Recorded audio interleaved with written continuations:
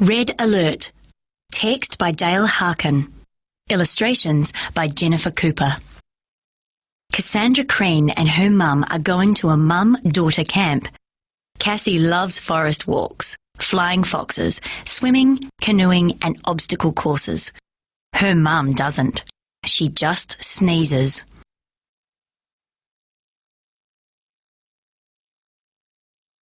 Red Alert. Text by Dale Harkin. Illustrations by Jennifer Cooper. Chapter 1.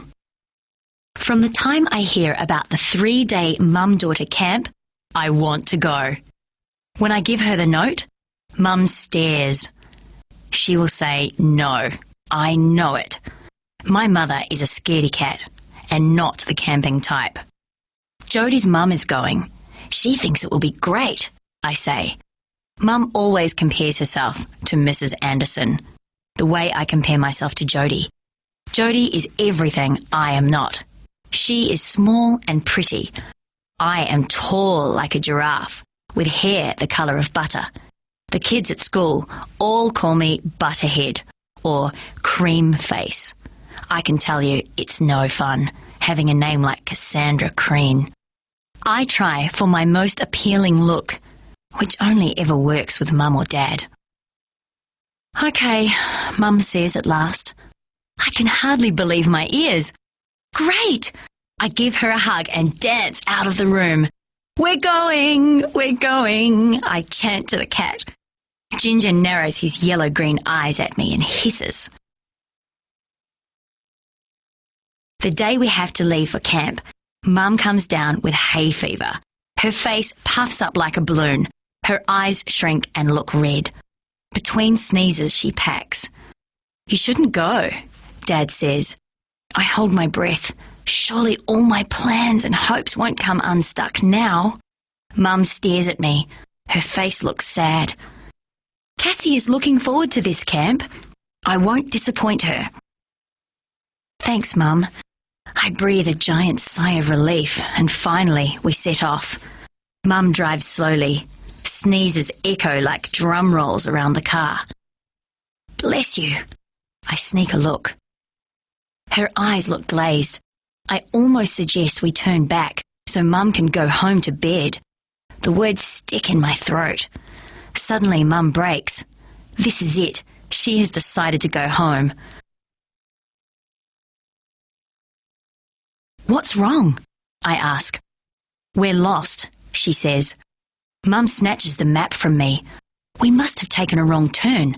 But where? She traces her finger across the map. Her forehead creases. Sitting in a strange place with bush all around and only a faraway light from a single house is exciting and spooky. The trees wave like hands in the wind. The pinprick of light in the distance goes out. The darkness closes in around us. Shivers run up and down my arms. "It's no good sitting here," says Mum as she turns the car around. The crease reappears on Mum's forehead. While she checks with the woman at the cafe, I try not to think about how much fun everyone else will be having at camp. "Gumtree Lodge. Up the road, on your left," the woman says. "You can't miss it." Mum doesn't tell her we already have. Chapter 2. By the time we arrive at camp, everyone is eating dinner. After dinner, we wander outside where the park ranger has built a fire. Orange flames leap up into the night, casting flickering light on our faces as we sit around and sing songs like "Do Your Ears Hang Low?" Mum's not singing.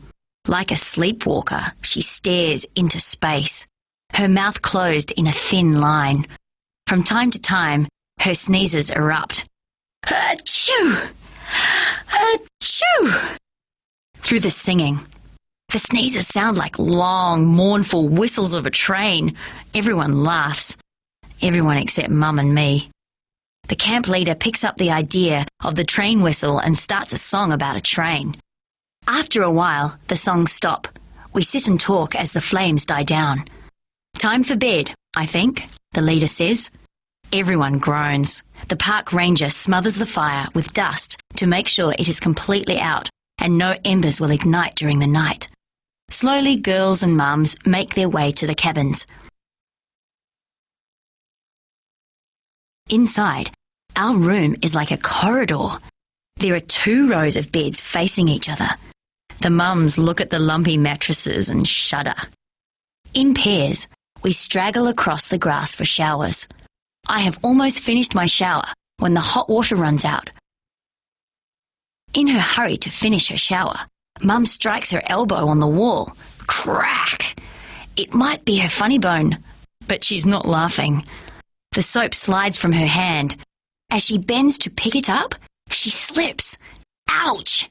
On the way up, she bangs her head on the shower head. It's like watching a cartoon. But I know better than to laugh. With a face dark as storm clouds, Mum dries herself and dresses for bed. Sleep is the last thing on my mind. One mum peels back the sheet, revealing a large black spider. Screams erupt around the room. Laughter drifts in from the older girls lurking outside the cabin. Finally, we remove all the rubber spiders and then find that our beds have been apple-pied. Later, when we look for the rubber spiders, we can't find them. The mums must have hidden them to stop any more pranks. No one feels sleepy. Giggles flutter like moths around the room. Then the whispers and giggles stop. The room grows quiet. Not for long. Ooh, ooh. Groans float in from outside along with tapping noises on the window. "Grow up and behave yourselves," one mum shouts. "You older girls should set a good example," another mum adds. Dream on, I think. The older girls just laugh. No one gets much sleep. Chapter 3. Next morning, as we go to breakfast, the smile my mum wears isn't real. She groans and passes on the lumpy porridge. The scrambled eggs look better, but Mum decides to have the toast. So do I. After breakfast, the camp leaders have planned different activities. We get to choose what we want to do. Mum and I choose the forest walk with a local park ranger. A bad move, as we soon find out. We walk down the trail. I am walking with Jody, when Mum lets out a piercing scream that echoes through the woods like a police siren. "I've been bitten!" she shrieks. My throat turns dry. My face feels hot and red. I run to her side, crying like I have never seen her cry before. She looks most unlike my mum. "I've been bitten by a spider," she screams. She shakes out her sandals. "It's only a red ant," the park ranger says. "A spider?" Mum insists, looking at the ranger as if she's from outer space. "An ant," the ranger repeats, as she prizes the giant red ant from Mum's foot. "You're standing near an ant's nest. You had better move." "I can't," wails Mum. She stands as still as a statue, but no statue is so noisy. The park ranger takes her arm and guides her away from the nest. She sits down on a log. "Let me have a look," the ranger says. She picks up Mum's foot and takes off her sandal. "If you had proper shoes on, this would never have happened." No need to be so nasty to her, I think. It could happen to anyone. So I pat Mum's hand and glare at the ranger. She rubs Mum's foot. Ant bites can hurt, I know. Once a big black ant crawled inside my sock while I sat on the steps. I couldn't walk for days, she laughs. Everyone joins in, except Mum. Mum is beyond laughing. After a while, the park ranger helps Mum up. Mum stands on one leg like a heron. Tears drip down her cheeks. "Come on, we'll get you back to the camp," the ranger says. "But I want to go on the forest walk," Jody whines. "We will. I'll get Mrs. Crane settled first. I can manage," says Mum. "You go on with your walk. I'll take her back to the campsite," Jody's mother volunteers. I want to go with them and make sure Mum is okay, but I don't want to miss out on the forest walk either. "Go on, Cass. Just watch where you walk," Mum adds. One drama in the family is enough. I give her a big kiss before running to join the others. Your mother looked so funny, Jodie says with her cat-like smile. You would too, if you had been bitten by a monster ant. I stalk off, wishing a monster ant would bury its fangs into Jodie's leg. I know, ants don't have fangs. The ones I imagine do, though.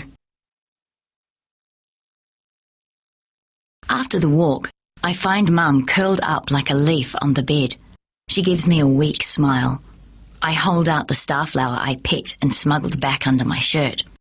Cass, you should never pick wildflowers, she says. I only wanted to cheer you up, I say. She takes the blue flower. The instant she does, the sneezes start up again. Get rid of it, she sputters between sneezes. I throw it outside. We should go home, I say bravely, though the words catch in my throat. Mum shakes her head. I'd like to, but I couldn't drive now even if I wanted to. So you may as well go and have fun, Cass. Her eyes close. Chapter 4. I dash off to join the others who have gathered near the pendulum swing. I've never been on a pendulum swing before. It's a little like a swing with a harness high above the ground. Zadie, one of the leaders, puts on a helmet and climbs the stepladder. She then slips into a harness that fits around the top of her legs and her waist. It reminds me of the pants Superman wears. The harness clips onto a rope. When she is all set, 7 adults gather around and pull on the rope. Up, up, up into the air she goes, holding onto the rope. Ready? A leader shouts. Zadie nods and unclips the rope. As she lets go, her arms fall back. She whizzes through the air, flying backwards. When the swing reaches a certain point, it swings forwards again. She continues to swing backwards and forwards.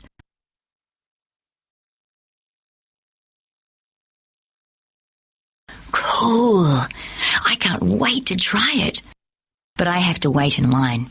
I wait impatiently as some of the older girls take their turns. Then Jodie puts on the helmet and climbs the ladder. The leader takes the ladder away and straps her in. The leaders and mums pull on the rope. Up, up, up she goes. Ready?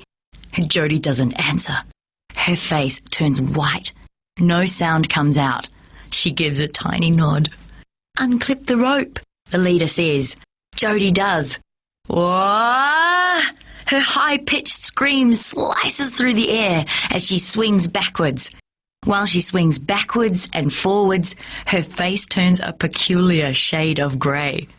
When the swing stops, the leaders put the ladder back. Jodie climbs down. I can see her legs shaking. We are all quiet while she comes back to the group of girls waiting. The line moves forward one by one. Finally, it is my turn. I attach the harness. If it were a real swing, I'd hang upside down. What an idea! As I unclip the rope, I twist, curling my feet around the rope so I do end up hanging upside down. I hear gasps from below. Turn up the right way, one mum shouts. She can't hurt herself. She's fine, the leader insists. So I stay hanging upside down like a bat. The wind brushes my face as I swing. Maybe it's just as well my mother can't see me. She never sees the way I hang upside down on the monkey bars in the school playground or the swings in the park. This is better than either of them. Upside down, I swing backwards and forwards through the air. After a time of seeing the earth from upside down, I turn right way up. It's not nearly as much fun. Then the swing stops and it's someone else's turn. The leaders and mums move the ladder under the swing so I can climb down. When my feet reach for the stepladder, I feel a little dizzy, but I can't wait to swing again. It is so cool. Afterwards, I feel guilty about having so much fun while Mum's stuck in the cabin. Mum's sleeping when I check on her, so I leave to join the orienteering group. We are divided into 2 teams, and each team has a map. reference points and a compass. I don't know how to read a compass, but Jody can, so that's okay. We have to find our way through the bush to the spot marked on our maps. On the way, we collect things the leaders hid along the trail. I think it's a good thing Mum stayed asleep. She would hate trekking through the bush. We only get lost and have to backtrack once before we find our way out of the forest to grassy land with just a few trees. Yuck! Erin says as she steps into a cowpat. She wipes her shoe on the grass. Even so, the smell lingers. Some of the girls tread carefully after that. Others jump on as many cowpats as they can find. Jody and I collect all the listed items and get back first. We're waiting when the second team arrives. When they add up points for the items found, we win chocolates for all our team. Don't eat them all before lunch, which is in 15 minutes, the leader says. Her words have as much effect as telling mice not to eat cheese. I take Mum a chocolate, hoping it will cheer her up. Chapter 5. By lunchtime, Mum looks almost human, if you ignore the red lines on her eyes. Lunch is spaghetti bolognese. It's one of my favourites. Mum enjoys it too, to her surprise. After lunch, we play basketball. Being tall, I'm good at basketball and get to play attack. I score 4 goals. My mum scores 1. When the sun comes out from behind the clouds, we go swimming in the pool.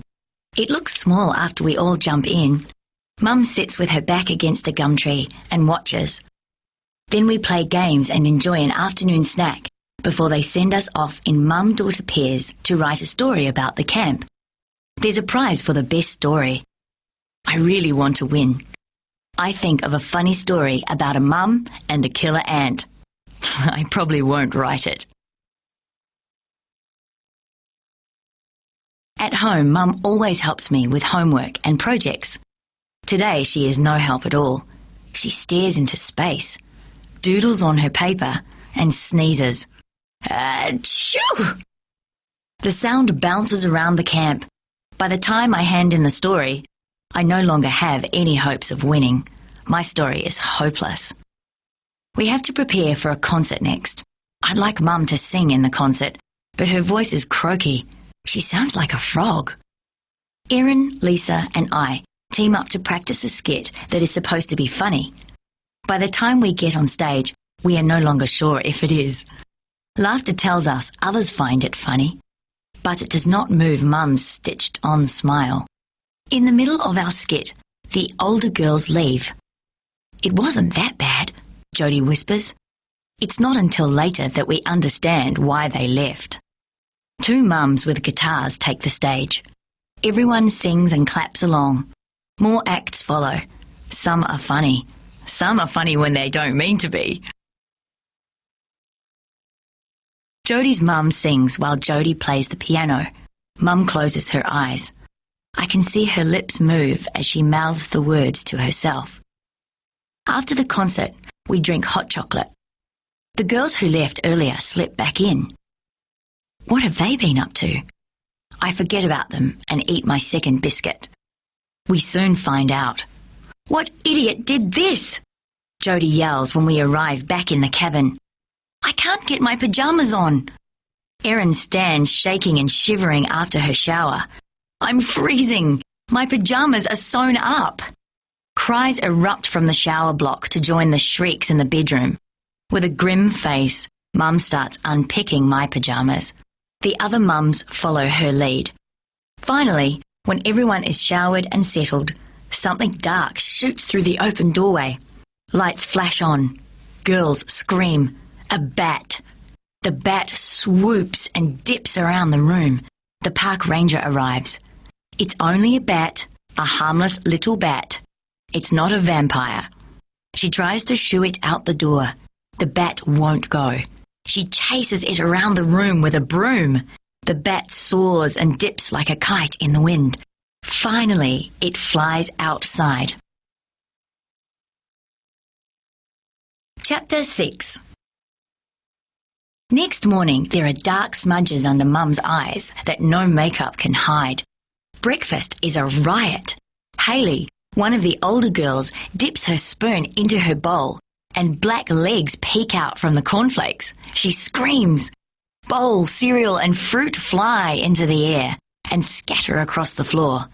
The mums all laugh. "It's not funny," Hayley says. Wearily, everyone sifts through their cereal. No more fake spiders. Relieved, we spoon sugar into our bowls. Yuck! Danny spits it out after the first mouthful. She gulps down water on the table. An old trick, replacing sugar with salt. "It's not funny," Danny splutters. So the mums have their revenge on the older girls. The mums apologise and we all start to think about canoeing and doing other fun things. The mums organise games of volleyball. Noise returns. Then the leaders divide the girls and their mums into 2 teams. I'm chosen as the leader of our team. Erin is the leader of the other team. We are both given a sleeping bag. While in the sleeping bag, we have to wriggle our way through an obstacle course. Everyone laughs as we wriggle under the table, through the giant plastic tubing, over the cushions and around the pole back to the start. Then we wriggle out of the sleeping bag and give it to the next person. Mum's eyes roll. She shakes her head, but she takes the sleeping bag and clambers into it. She looks like a giant green caterpillar wriggling. If only Dad could see her now, he would never believe it. Mum wriggles back to the start and struggles out of the sleeping bag before passing it on. "The things we do for our kids," Jodie's mum says, with a laugh as Mum sneezes again. Chapter 7. After lunch, we have a kite-making class.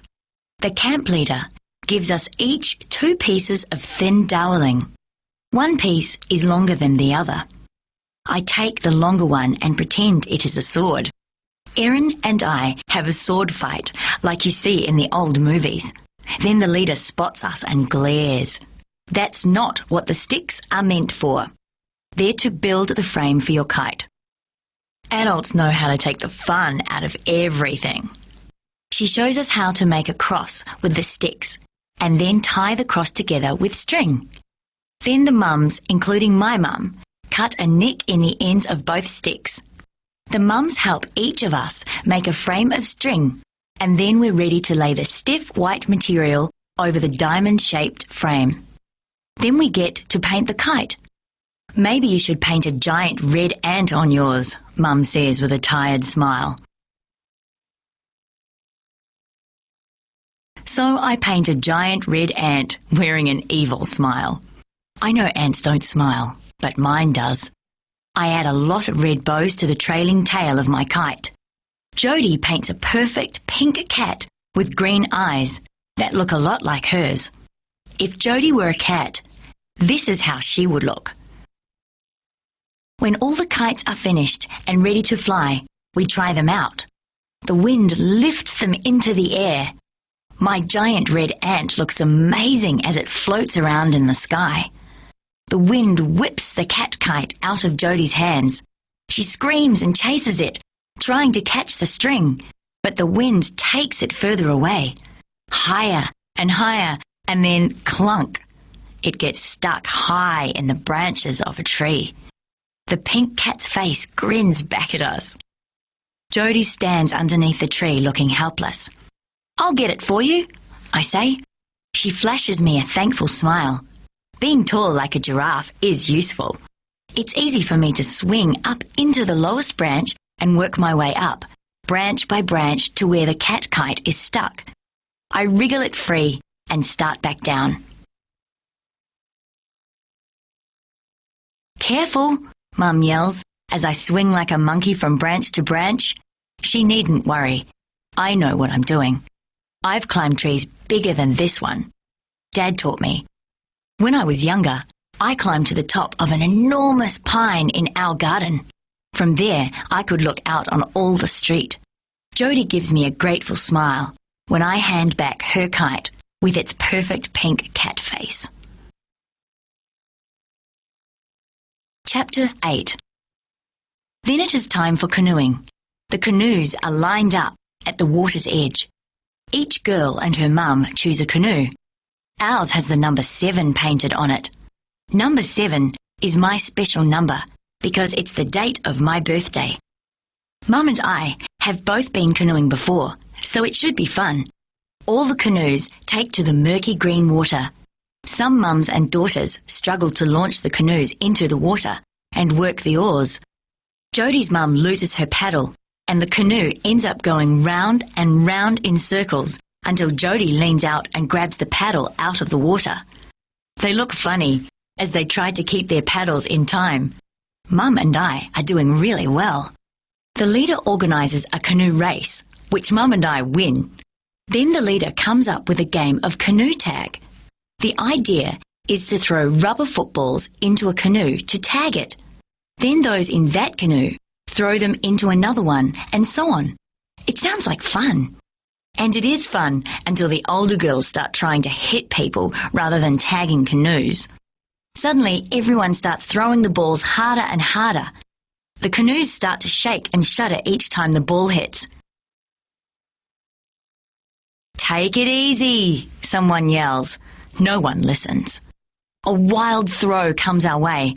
It catches Mum on the arm. "Ouch!" She cries and drops the paddle. I jump up and try to grab it as another ball flies towards us. It hits me hard in the back. I start to wobble and then fall out of the canoe and into the water. Mum reaches out to grab hold of me.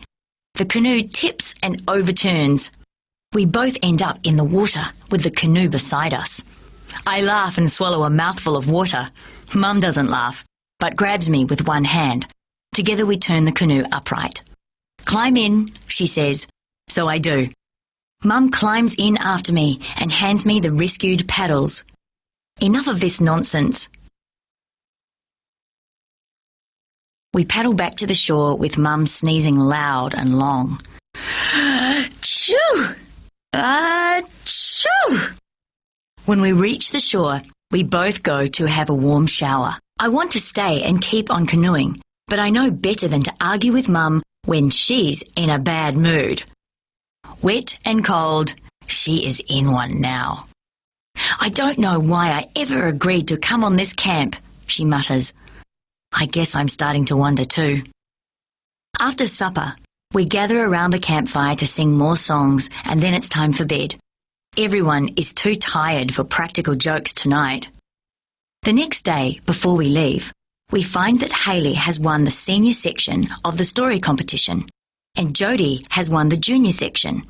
I win 2 awards, one for being the best tree climber, and another for being a kind and helpful friend.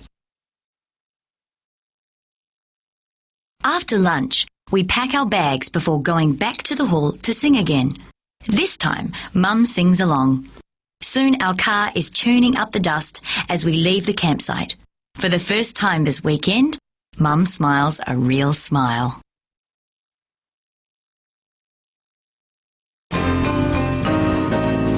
Make a newspaper front page about the story. Make your own picture. Click on Help to watch a demonstration.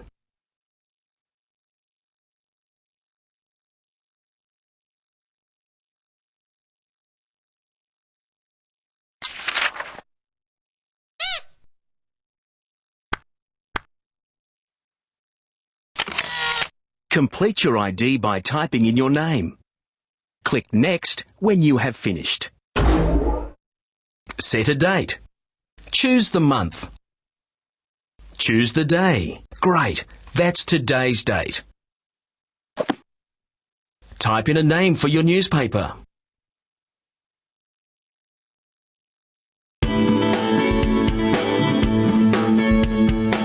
Click on a headline for your story. Mother attacked by huge ant.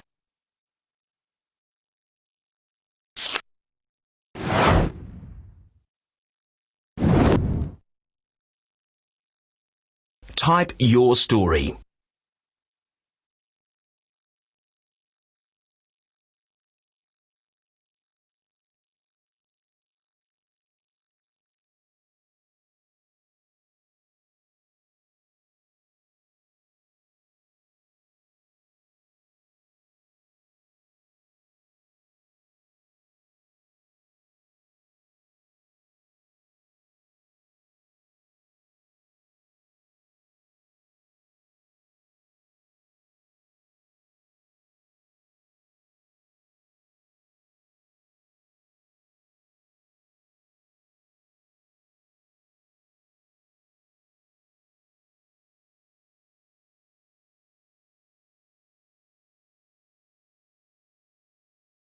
Drag a picture for your story onto the newspaper front page. Click Next when you've finished. Write a caption or label for the picture.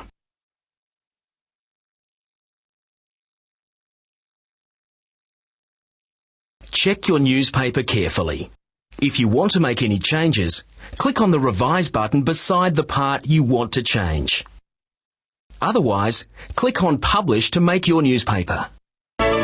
You can print your newspaper or play again.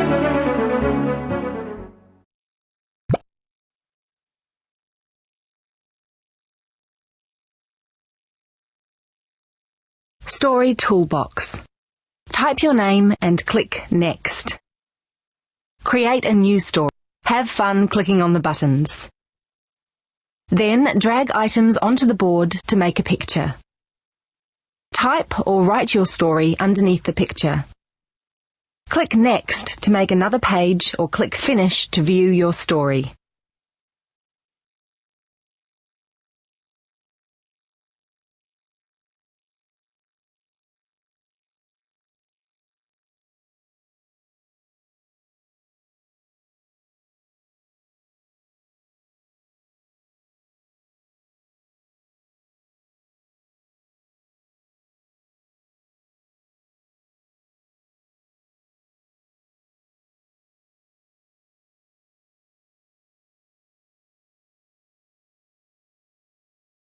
Fantastic work!